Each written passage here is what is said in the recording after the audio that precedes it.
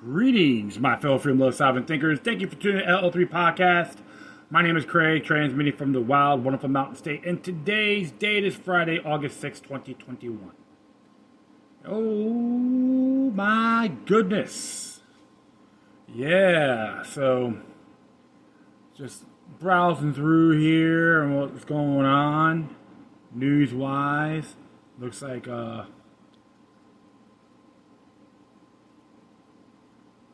gentleman from Arizona, senator that's gay, is arrested for child molestation. Yeah, I was just reading about it. I'm like, woo, okay, well. And, some people, it's always, regardless of who it is, you don't do that to anyone. Okay, so, but the suspect is innocent until proven guilty in the court of law. So I'm not going to jump to any conclusions. And if I'm correct, yeah, his name is Senator Tony Navarrete. And this crime did occur in 2019. Okay, so he was suspicious of having sex with a minor. So there's an investigation on him, and the Phoenix police confirmed his arrest Thursday evening. So that's one of those areas. I'm not going to jump into gun. But some of these news sites have different views on this topic. Because on the sexual orientation and so forth. But I always say this. Every individual has to take responsibility for their actions. And there's a thing called due process.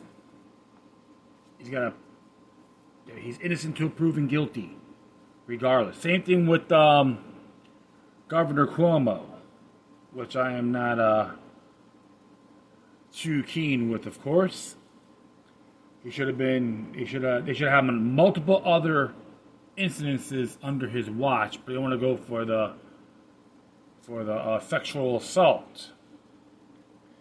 It's like the smallest element, and based on what I've examined, it's really from the rhetoric. It was been transcribed. It was pretty vague, with all due respect. You're gonna impeach him for that? I have to disagree, but there's other areas you could nail him on, but they're not doing that. Why? So, just looking for a fall guy, a witch hunt on Cuomo. And people that know my show, I am not a fan of his. I'm not a lover of this guy. So that's why I'm just keeping it, keen on this matter. He is a corrupt SOB. I despised him in a lot of his actions. But you gotta go by facts, not just allegations. And the COVID hospitalizations are among fully vaccinated spike tenfold in Israel. That was from the Natural News. That one's very interesting. So they want to go after the anti-vax, the people who are not getting vaccinated by this poison. And you got the Biden administration and De Blasio, jerk-off De Blasio, wants to support Jim Crow ideology. Go figure that one out. And CDC think they're above the Constitution on the eviction moratorium. Another sham, as usual. And looks like Abbott's calling for a new special session to begin on Saturday. Hungary's nationalist leader Orban, interviewed by Tucker, is the Doug Biden claims. So it's all for censored.news. Good stuff to talk about. Yep, of course, Florida will give vouchers to parents to let them send kids to private schools if they oppose public school mask. Of course, some of the parents that were for a mask because their kids are handicapped and so forth now want to go to file a federal lawsuit in federal court in Miami's federal court. What's the federal government got to do with it? It's a state thing. And they all want to support the whole feds know best, centralization, incorporation doctrine.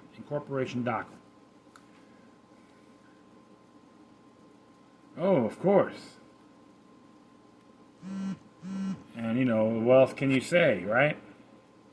One of those motives, folks. And,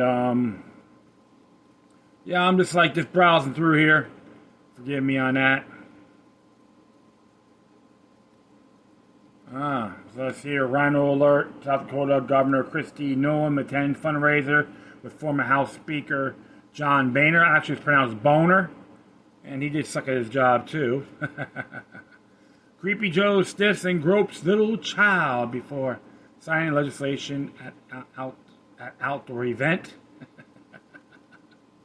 Twilight Zone. And, of course, leaked documents reveal shocking terms of Pfizer's international vaccine agreements. So, yeah, go to censor.news, folks. Mike Adams has all these links. It's good stuff. I always enjoy going over here and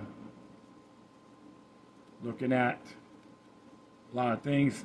Observe responsibly, of course. So, yeah, I'm just a little bit mellowed. Sorry about that. Not really too uppity, too highly enthusiastic. But it's all well and good. We're going to do a couple of things pertaining to the vaccine. Yeah, that's supposed to save us. Oh, I did my homework. And I took it. Yeah, well, listen to bobbleheads, right? Some mouthpiece. Well, this one here came out yesterday from the alt-market.us. We will not comply, a campaign against medical tyranny. Brandon Smith wrote this. And as it reads here, I have been feverishly writing lately on COVID mandates and vaccine passport issues, and I'm sure most readers understand why. We are currently at the cusp of a great conflict against the powers that be, people who are exploiting the mostly manufactured COVID crisis for unprecedented political economic control. And when I say manufactured, I mean that there is no crisis, no need for mandates, no need for lockdowns, and no need for vaccine passports. We are dealing with a virus that around 99.7% of people will easily survive according to the medical establishment's own studies and stats, as well as numerous independent studies. Yet, for some reason, we are being bombarded with fear-mongering from the media and from governments. Why is only solution being suggested to the general public involve us by giving up all of our freedoms and medical autonomy? Why is 99.7% of the population opposed to lockdown, mask up, and submit to an experimental mRNA vaccine with no long-term testing data to prove its safety? Why don't 0.026% of the people that are truly at risk of dying from the virus simply take precautions or stay home while the rest of us get on with normal life? Hell, I will be fine with contributing to a fund to help support the 0.26% at risk to help their families and help with their medical bills. The Federal Reserve and other central banks burned trillions of dollars of stimulus measures and PPP loans to keep businesses from going completely bankrupt and to keep jobless non-essential workers from starving during the initial shutdown. But we could simply kept the economic going this entire time and paid a fraction of that cost helping the tiny minority of people that would actually suffer from the illness. Yes, that's right. I'll say it again and again because I still, to this day, see the media and misinformed COVID cultists continually claim the death rate of COVID is much higher. It is not. The median infection fatality rate of only 0.26%. This is a fact.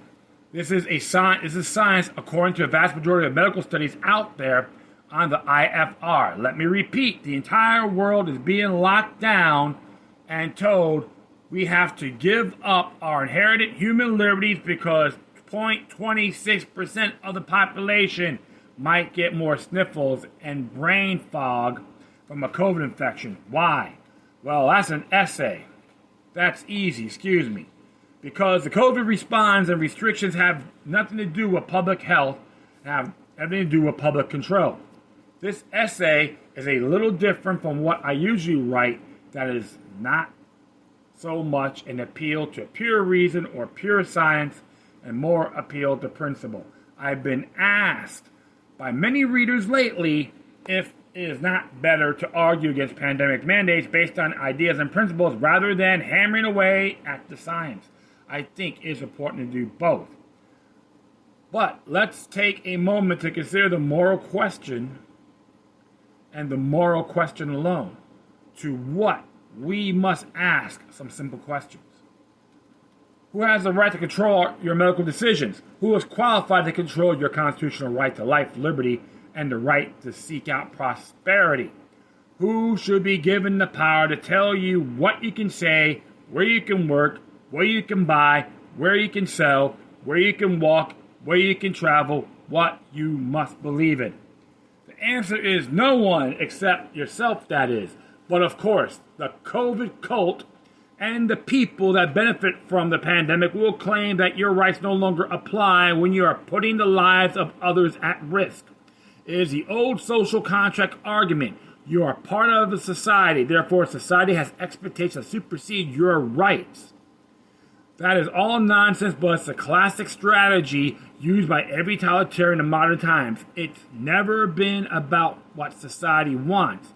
It's only ever been about what the tyrants want. As I have noted in the numerous articles with endless scientific facts and evidence, no one who wants to remain free from COVID mandates or vaccine passports is putting anyone else at risk. Again, the median death rate for COVID is 0.26%, and neither the mandates nor the masks nor the vaccines have put a stop to COVID infections. Interestingly, it has been the states with the harshest lockdowns and mask restrictions that had the highest rates of infections for the past 18 months. Even now, fully vaccinated people are getting COVID by the thousands in breakout cases, and some of them have died. Infections and deaths dropped off in January long before the vaccines were widely manufactured. Only 5% of the U.S. population was vaccinated with a single dose by February. The fact is, the vaccines have achieved nothing. Even if I was among the 0.26% of the people that are at risk of dying, I would never demand that the other 99.7% of the population give up their freedoms and their children's freedoms just so I might feel a little bit safer. That will be an act of selfish madness. But let's say for a moment that we set aside all the science that supports the anti-mandate position. What if the death rate of the virus was much higher? What if we were dealing with Ebola or some other nasty pathogen? What if 1 out of 100 people were at risk? What if 1 out of 10 people were at risk? Would medical tyranny and mass lockdowns be acceptable then? The answer is no, and they would not be. They would not be. Honestly, it is a matter of who is in power and who is implementing such mandates. Why should we have blind confidence in governments made up of corrupt elites and globalists? Who are they to look out of our best interests? How are these people qualified to protect the public trust? They are not qualified and will never be. They don't care about us. They are only interested in serving their own interests and pushing forward their own agendas. Just look how excited globalist institutions like the World Economic Forum have become, calling the pandemic an opportunity to force through their Great Reset agenda. These ghouls are not the type of people in public wants in charge of micromanaging their lives. Thus, it is left up to the individual to protect themselves how they see fit. But the establishment tells us we are not capable of doing this. Rather, we must defer to their better judgment. They are supposedly smarter than us, and and as beloved technocrats, only they have the knowledge and righteousness to determine the course of every living person's future.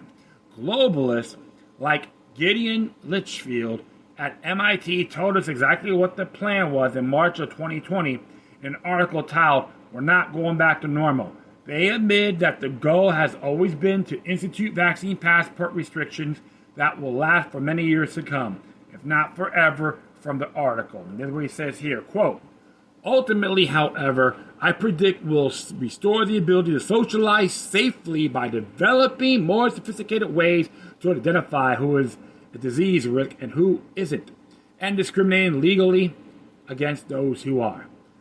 One can imagine a world in which to get on a flight, perhaps you have to be signed up to a service that tracks your movements via your phone.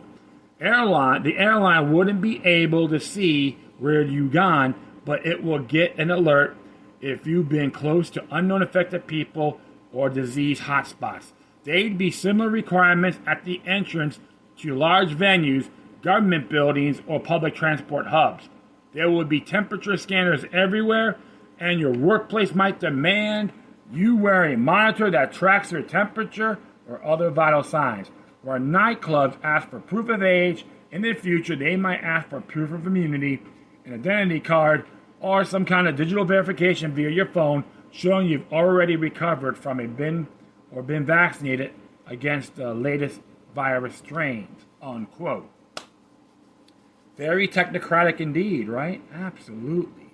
I say to you, this is the classic philosophy of almost every semi-human monster that has ever lived. This is the ideology of narcissistic sociopaths, the religion of soulless robots. Some of the greatest evils known to mankind have been committed in the name of the greater good of the greater number. This mantra cannot be tolerated under any circumstance. It cannot be allowed to infect our nation and supplant our deeper values. Because if it does, we may find ourselves slaves to the system for a very long time. As I've been warning, they would do for the past year. Multiple governments are keeping pandemic lockdowns and restrictions in place, or they are bringing them back in the case of the U.S. And it should be clear to everyone that the circular process of medical tyranny is not going to end. This is never meant to end. The goal of the establishment of globalists and governments is to keep the restrictions in place indefinitely. The mainstream media has consistently attacked the claim that governments would enforce vaccine passports as conspiracy theory.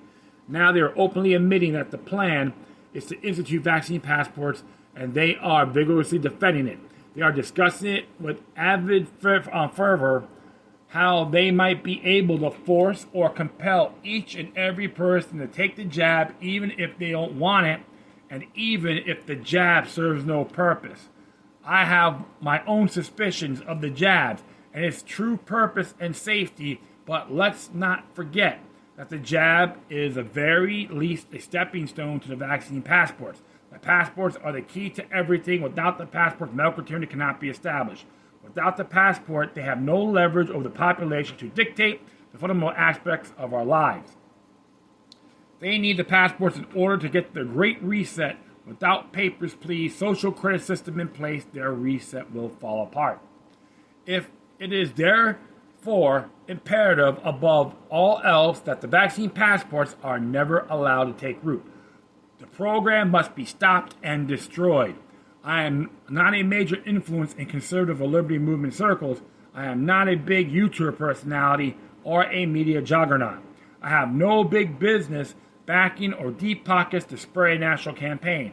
I am not fond of public speaking, though. I have learned to deal with it. I am just a writer with a love for the values of freedom, the values of reason, and in many cases the values of faith that give humanity meaning. And what I see is a deadly serious need, a need for an organized front line against the storm of dictatorship that is on our doorstep. What I suggest is simple: a national campaign against the medical passports. Globalists, socialists, and corporatists understand the concept of pressure and how to apply it to get what they want. I believe we must also learn to wield pressure in the opposite direction. It is not enough to sit in our homes isolated from each other, content, and knowledge that millions of people other people feel the same way we do. We must also take action. We must send a message, we will not comply. I'm not sure that every single person out there has the clout to drive this campaign alone, and it's probably better that their way. What is required is a mass movement united by principles, not a movement tangled together by a cult of personality. There are many ways to do this, from simple actions to more complex strategies. Any liberty activist can send a message through signs, bumper stickers, advertisements, billboards, etc. Remind the establishment that we will refuse to submit to the jab or to the vaccine passports, but under any circumstances. They need to understand that there is nothing they can do will make us change our minds. Nothing. The primary strategy of the COVID cult has been to work with larger corporations to demand proof of vaccination and vaccine passports. We must let these companies know, in no uncertain terms, that we will cut off all consumer support for their businesses. We will not work for them. We will not give them a penny of our money. Instead, we will approach smaller local businesses, find out if they are part of the We Will Not Comply campaign, and if they are, then we will support them instead. It's time to teach these corporations a lesson and put them out of commission by removing our money and our labor from their pockets. The next strategy by the establishment has been to mandate vaccinations for government workers. Again, mass walkouts are the answer. Let them sweat by losing half of their workforce, and then maybe take them to court. Bury them in lawsuits while strangling their ability to operate. Eventually, the Biden administration is going to attempt a federal level lockdowns and vaccine controls. It is only a matter of time this is where organization is vital. Counties and states with majority conservatives and liberty advocates must band together and once again say we will not comply. If your state government is on board and defying Biden, that will be an extra helpful, but do not make the mistake of assuming that state governments alone will protect you. You must be organized at a local level with your community and local businesses ready to make a stand. This must start now before it's too late. Finally, if the COVID cult decides to pursue direct force as an option, we must be ready to fight back. Without local organization, at minimum, defending ourselves would be difficult or impossible. This means bringing back an old standby, the founding fathers, the militia. Excuse me here. There is a time for preparation and a time for taking risk. Without risk, there can be no freedom. We are quickly approaching a time in which gamblers and true believers could decide the fate of the world for the next century. A grassroots and organic movement needs to be assembled to fight back against the rising tide of totalitarianism. Each of us can only do our own small part, but together in concert, we believe we can stop medical tyranny and the reset in its tracks and even reverse the damage done. I believe we are living here now at this crossroads for a reason. I believe we are meant to be here, that we are being given a chance to be the right people in the right place at the right time. I believe we can end this evil, but only if we dare to try. It begins with one simple step. Telling the world we will not comply, and then we must follow through on our promise. And he is correct. Educate, agitate, organize. Even the union use that term a lot too. Labor movement, and it should emulate for other causes, principles. Okay. And the North for sure is just one of those areas. They need us, folks, more than we need them. It's the damn truth. Don't be afraid. Educate. Share information with others. I'm doing my end too. A lot of battles we got. There's a big battle we're facing. Too many people wants to belly up, bend over, and go, give it to me, baby. Thank you, master. Kai, give me another. That's what they want us to do. Like that movie Metropolis. Walking in, shift, had the shift crew walking in the shop, walking in the assembly line, getting in, getting out. And of course, Big Brother 1984, have everyone think for us. Hey, we got a great gift, my friends. Don't let them believe you don't. Don't buy their garbage. Their propaganda matrix. More people are waking up. I think it's great. Of course, they're always going to have the doubtful Thomases, yes people. They're going to try to shove the mainstream garbage media down their throat. You know what? Don't even think about that. When I see people talk about CNN, complain about them, I go, why? Shut the damn thing off. They suck at their job. All this BS stations. They suck. I'm sorry. That's how I gotta look at it. I don't need them. I laugh. I really do. And this whole thing is because when you study their patterns and you do a little homework and you network with individuals, they have no merit. They're just reading from a cue card or a teleprompter. And we have natural rights. They're inalienable. Not just here in the United States, but around the world. And things are happening. I do give DeSantis props on standing up. And of course, you had one senator, what's his name, Gary Farmer Jr. Oh, no, it's unconstitutional. I'm like, yeah, like he's the king of his constitutional oath, man. The guy's not more than a poser. The guy's a poser, okay? He needs to shut up. So I just laugh. Every time he speaks, I just go to take a dump. I find that more intriguing. And, hey, like I said before, don't comply, nullify. And remember this. Joe Biden, Kamala Harris, all those clowns in Washington, D.C. think they have the power, and they don't. The thing called the anti-commandeering doctrine, 10th Amendment, nullification. Either the Kentucky resolutions, use it. Virginia resolutions, use it. In the affirming civil rights to all residents of Broward County, use it. Let those goofball commissioners in there and their attorney and the bureaucratic administrator tell like it is. We got this resolution. Don't flip-flop on us, especially you, Administrator Henry, who's going to resign in February.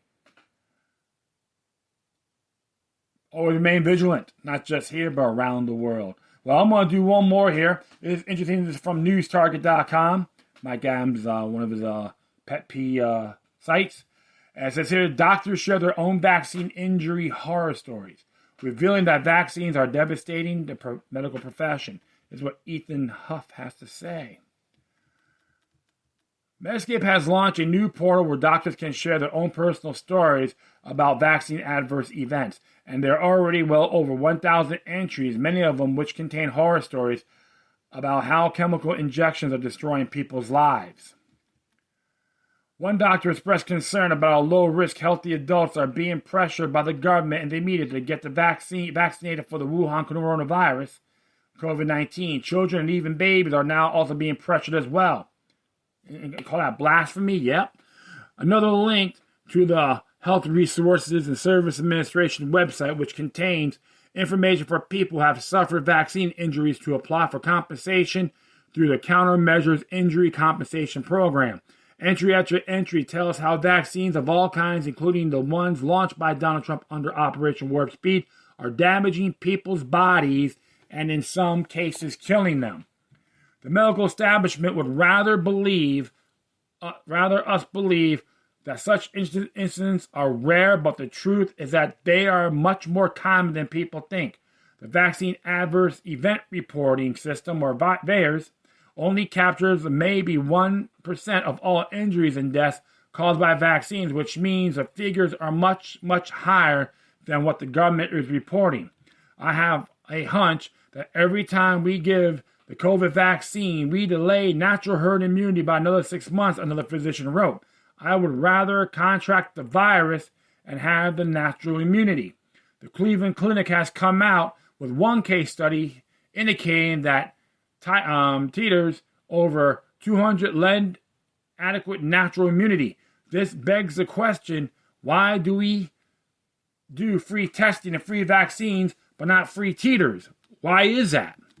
Same person went on to explain that if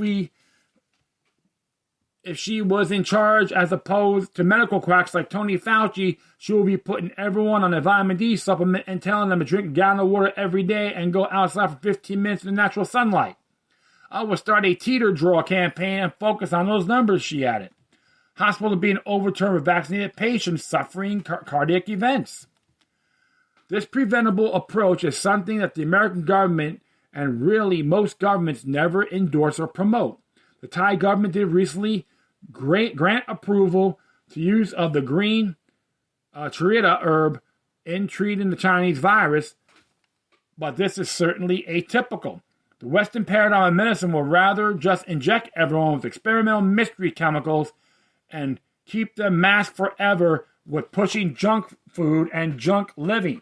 This naturally is why much of the West is now a wasteland of obesity, death, and disease and death.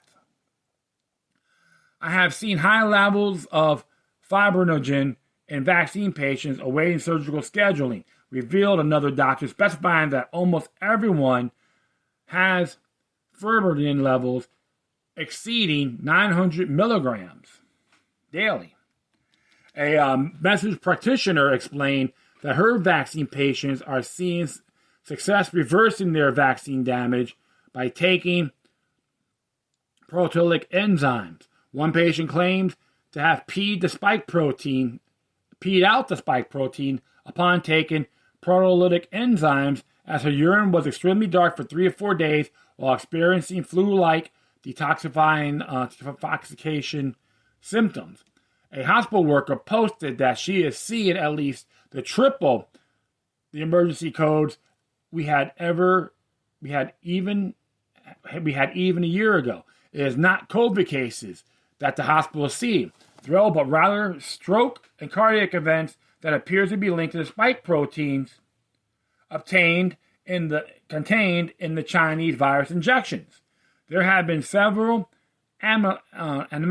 anomalies where patients have no thrombotic history and present with significant clot burden, and at times were also significantly anemic, this person added. Well, you can go to learn more about these things on thechemicalviolence.com. There's a few sites you can check out on these things. And it's true, folks. That's why I question the late President Turka from the AFL-CIO questioned his death. You know, it was like he had a heart attack while camping, and it's a question because he did push for the vaccine, according to like the Hill. It's going to be one of those sources. This is why myself, I'm not leery, but I don't assume. And based on other doctors, even Eric Clapton had issues, and other people talking about these things, about side effects and so forth. And this has to be shared to everyone too. So not just myself, but everyone out there should share these things, because this is how we can put the facts out. No opinions, no lobbyist groups. Be your own person. Call these parasites out if they want to push for this crap. Okay? Because only ones that suffer the most are 0.26%. Okay? 0.26%. And so I should take a shot to just benefit one small group? No, I find it insulting. We all have flaws as human beings. We gotta learn. When we get older, you gotta learn to take responsibility. Educate yourselves. Don't be a number, folks. We're all beautiful human beings out there, and I say this because I give a damn. The doctors are making talking about these stories. It's not safe. Period. Prove me wrong if you dare. And that will be it. I'd like to thank everyone for listening. Plus, feel free to download and share us throughout your social media networks. If you have any questions, comments, if you said something that's interesting you want to check out, whatever you do, please send your correspondence with decorum. Furthermore, I'll leave the footnotes of these 2 articles on my Spreaker page. And if you want to contact me, you go email to LokiLuck number 03 at protonmail.com. Do a donation. You can go to paypal.me or cash.app/LokiLuck number 3. If you want to support. Sorry about that. It looks like I had a brain fart. Altmarket.us and News Target, Mike Adams. That'd be great. Give you guys some love, all right? Once again, thank you for your time. But always remember that the demoniac resistance is healthy for the soul and can liberate humanity. Until next time, take care of yourselves. Keep on spreading the love. And may your guardian spirits be with you.